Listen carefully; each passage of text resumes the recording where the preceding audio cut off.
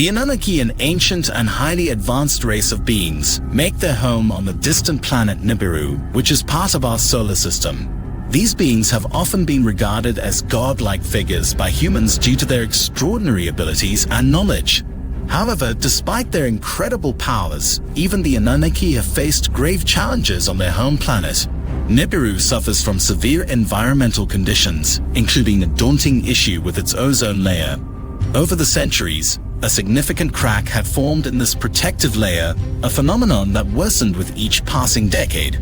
This crack exacerbated global warming, wreaking havoc on Nibiru's ecosystems, devastating crops, and threatening the existence of its animal life.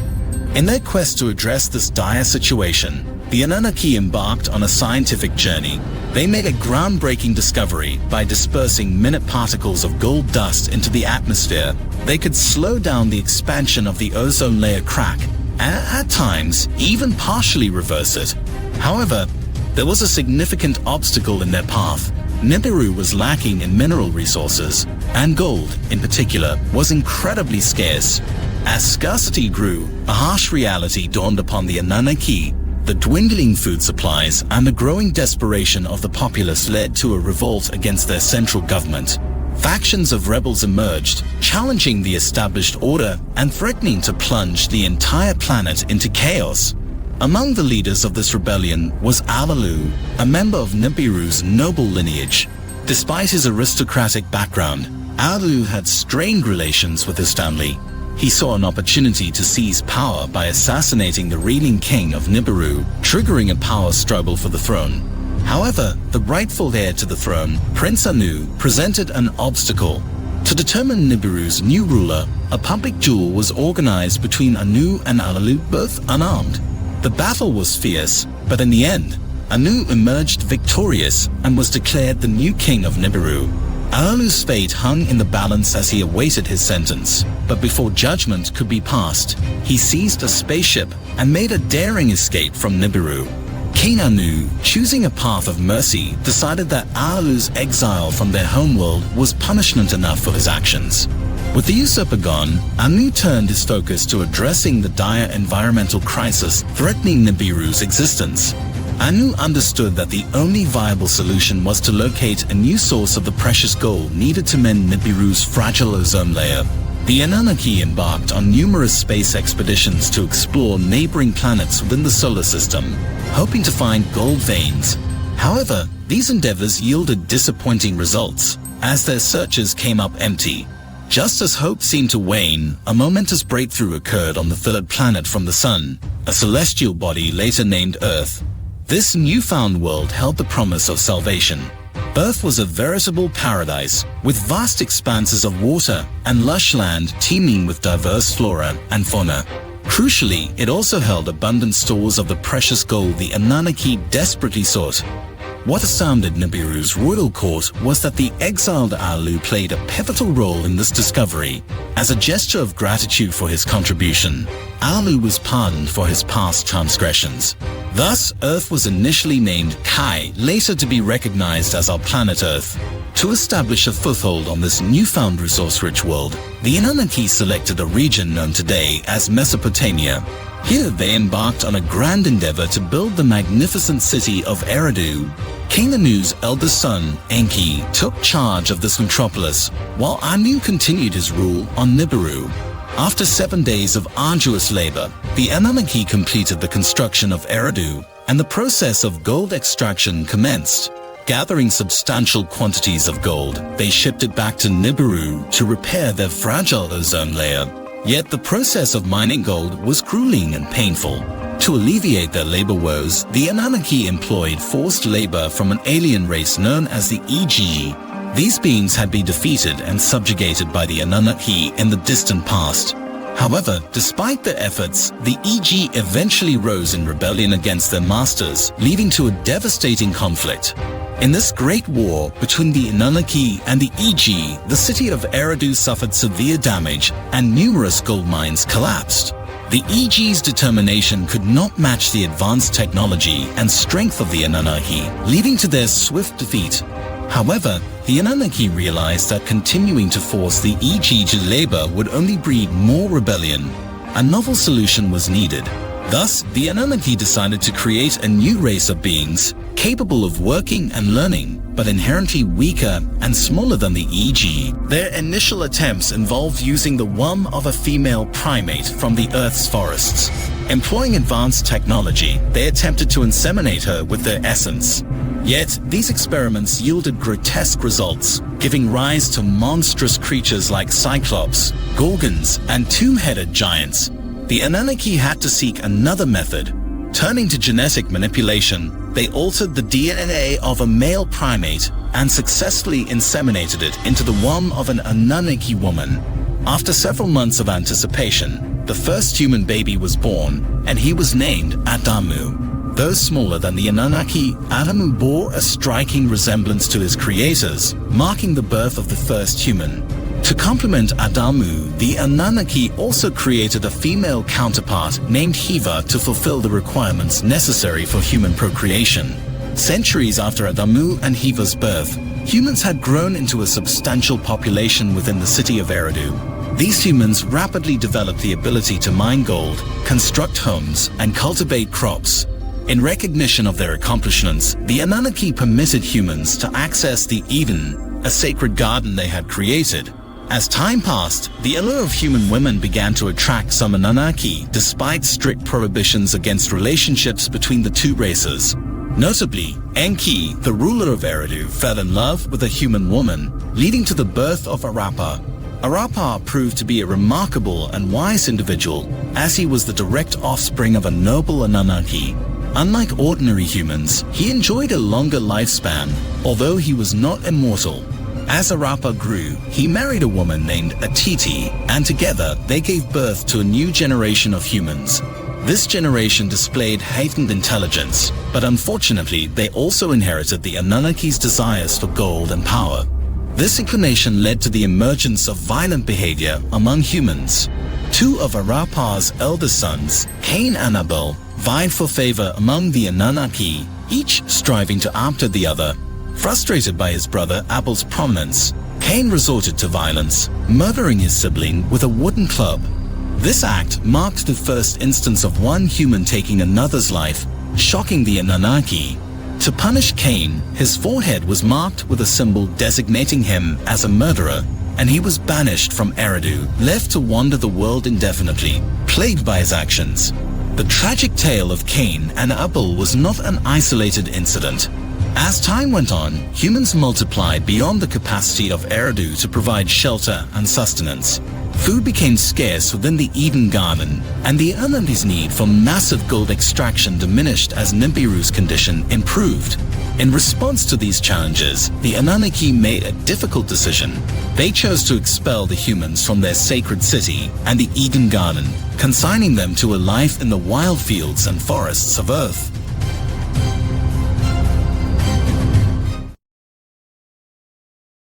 Following the expulsion of humans from Eridu by the Anunnaki, humanity faced a period of profound adjustment and self-discovery as they roamed across the Earth. This newfound freedom, the liberating, presented its own set of challenges, sparking an intriguing and transformative chapter in human history. A clandestine undercurrent emerged in the form of secret romantic entanglements between select Anunnaki and humans. These forbidden unions bore fruit in the form of offspring possessing extraordinary capabilities, often revered as demigods. These demigods etched their names into the rich tapestry of legends across diverse civilizations, leaving an indelible mark on human mythology. Among the most celebrated demigods were figures like Gilgamesh, Hercules, Perseus, and Samson. In stark contrast, the progeny resulting from the unions between the Agigi and humans took a darker and more ominous path. These offspring, known as the Nephilim, were characterized by their bestial and malevolent nature. They often sought refuge in hillside caves, but frequently terrorized human settlements with their menacing attacks, sowing widespread fear and upheaval, even among the Anunnaki themselves. Despite the absence of direct Anunnaki intervention, human civilization flourished as humans charted their own destinies. They established autonomous cities and societies, breaking free from the direct influence and regulations of the Anunnaki. However, this newfound autonomy came with its share of challenges, leading to moral decay and social upheaval in some human communities. Issues such as theft, debauchery, and violence became increasingly prevalent, posing a formidable challenge in the quest to maintain order and civility. Yet, the tide of history was about to turn once again. The orbit of Nibiru, a celestial phenomenon occurring only once every 3,600 years, drew nearer to Earth. The Annunaki were acutely aware of the impending calamity that would accompany Nibiru's approach. As Nibiru neared Earth, it would trigger a cataclysmic reversal of Earth's magnetic poles, setting off a chain reaction of devastating earthquakes, volcanic eruptions, and catastrophic tsunamis. Faced with this looming global catastrophe, the Annunaki found themselves at a crossroads, compelled to make a momentous decision. Their choice was to sever their ties with humanity, retreat to their celestial ships, and seek refuge in the vast expanse of outer space. They would orbit Earth until the turbulent storm of natural disasters had subsided. This decision, though fraught with uncertainty, was made against the counsel of certain advisors and family members within their ranks. However, King Enki, a compassionate and visionary leader among the Anunnaki, held a divergent perspective. He believed in humanity's potential for redemption and resilience in the face of impending cataclysm. Enki commissioned a noble-hearted man named Utnapishtim to undertake an ambitious project, the construction of a colossal vessel aptly named the Preserver of Life. This monumental ship was to serve as humanity's lifeline, engineered to weather a great flood prophecy to inundate the Earth. While some humans derided Utnapishtim's endeavor as futile, he remained steadfast in fulfilling Enki's directive, overseeing the construction of this awe-inspiring ark. In addition to the preservation of human life, Utnapishtim played a pivotal role in safeguarding the essence of Earth's diverse animal species, ensuring their survival in the face of impending catastrophe. Guided by Enki's wisdom, advanced Annunaki technology was harnessed to meticulously gather the DNA of both male and female representatives from each animal species. This painstaking effort ensured that Earth's rich tapestry of fauna would endure through the impending trials. As the monumental ark neared completion, ominous signs of Nibiru's impending arrival reverberated across the globe. Those who had previously scorned Utnapishtim's undertaking now found themselves gripped by fear as they confronted the impending annihilation of their world. As Nibiru drew closer, the Earth was subjected to an onslaught of unprecedented natural disasters. Earthquakes fractured its surface, giving rise to new continents, while volcanoes spewed forth molten lava, engulfing everything in their fiery embrace. Torrential rains caused the oceans to swell, submerging even the mightiest mountain peaks beneath their swelling depths. The once majestic city of Eridu and the Edenic paradise met their tragic demise, and the menacing Nephilim giants met their ultimate reckoning.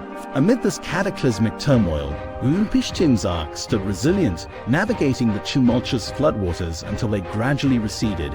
In the wake of this epic deluge emerged a rejuvenated and reborn world, ripe for renewal and revitalization.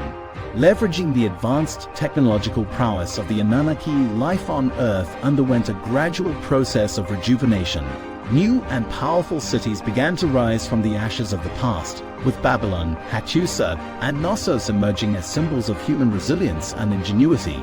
Humanity, once again, looked to the Anunnaki as benevolent deities, constructing magnificent temples in their honor and weaving intricate threads of spirituality and devotion into their evolving civilizations.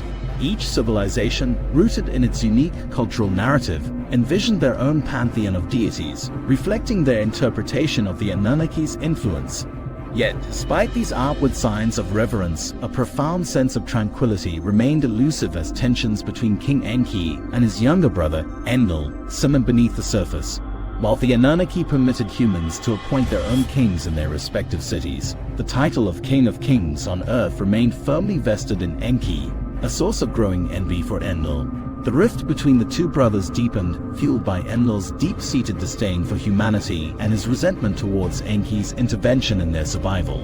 In an effort to diffuse the mounting tensions, Enki proposed a diplomatic solution, advocating for a political union through the marriage of his son, Dumuzid, to Inanna, Enlil's granddaughter.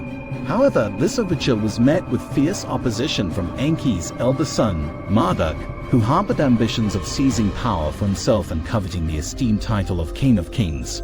Marduk's nefarious machinations set in motion a chain of events that culminated in the accidental demise of Dumuzid, abruptly terminating the arranged marriage and exacerbating the enmity between Enki and Enlil. As retribution for his involvement in these tragic events, Marduk was exiled to the unforgiving desolation of a harsh desert. News of these conflicts eventually reached the Annunaki residing on Nibiru, prompting King Anu to step in and restore order.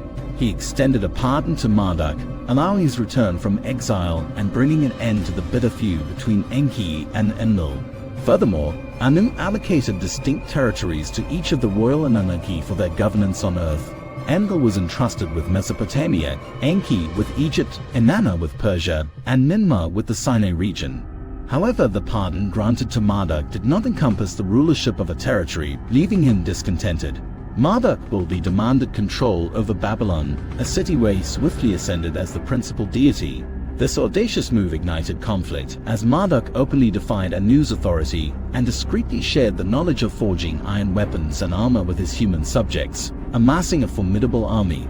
Driven by his insatiable hunger for power, Marduk sought to recreate the magnificence of the ancient Garden of Eden, which had been lost to the annals of time due to the catastrophic flood. He commissioned the construction of the Hanging Gardens in Babylon, a breathtaking architectural marvel intended to rival the splendor of antiquity. Additionally, Marduk ordered the creation of a towering structure known as the Tower of Babel, a monumental edifice designed to reach the very heavens, eclipsing all other Anunnaki constructs on Earth. The audacious scope of this project ignited outrage among the remaining Anunnaki, each leader mobilizing their human armies in preparation to confront Marduk. Despite the explicit prohibitions issued by King Anu, Marduk remained unwavering in his pursuit of unchecked ambition. As tensions reached a boiling point, the world bore witness to the commencement of a vast wave of wars and conflicts, embroiling the mightiest civilizations of the Bronze Age. The Anunnaki found themselves perpetually shifting allegiances, forming ever-changing alliances, and forging new partnerships, ultimately sowing the seeds of chaos and destruction in numerous major cities. In a desperate bid to confront Marduk and curb his unchecked aspirations, Enki and Enlil joined forces, sanctioned by King Anu himself. They leveraged the formidable weaponry and advanced ships of the Anunnaki to confront Marduk, a decision that would prove to have far-reaching and catastrophic repercussions for the world. The deployment of the Anunnaki's advanced weaponry resulted in catastrophic devastation across the Earth. Volcanoes erupted with ferocity, earthquakes sundered the land, and tsunamis relentlessly swept across coastlines, decimating entire civilizations. Crops withered under the ashen shroud of volcanic debris, heralding a dire era of famine and deprivation. Desperation gripped humanity, prompting many to abandon their once thriving cities or coalesce into marauding bands, seeking to seize more fertile lands by force. This grim chapter in history, marked by unparalleled turmoil and suffering, would later be recorded as the Bronze Age collapse. In the face of the cataclysmic fallout of their actions, the Anunnaki could no longer deny the grim reality that their ceaseless wars would ultimately culminate in the total destruction of the planet. King Anu, in a momentous and pivotal decree, ordered the withdrawal of all Anunnaki from Earth, leaving it under the governance of humanity. Select human leaders, tracing their lineage back to the Anunnaki, were entrusted with the responsibility of governing their fellow humans until the day when the Anunnaki would return to Earth. On that destined day, the Anunnaki would undertake the solemn task of selecting those among humanity deemed worthy of ascending to Nibiru, where they would be granted the gift of immortality, ushering in a new era as eternal beings.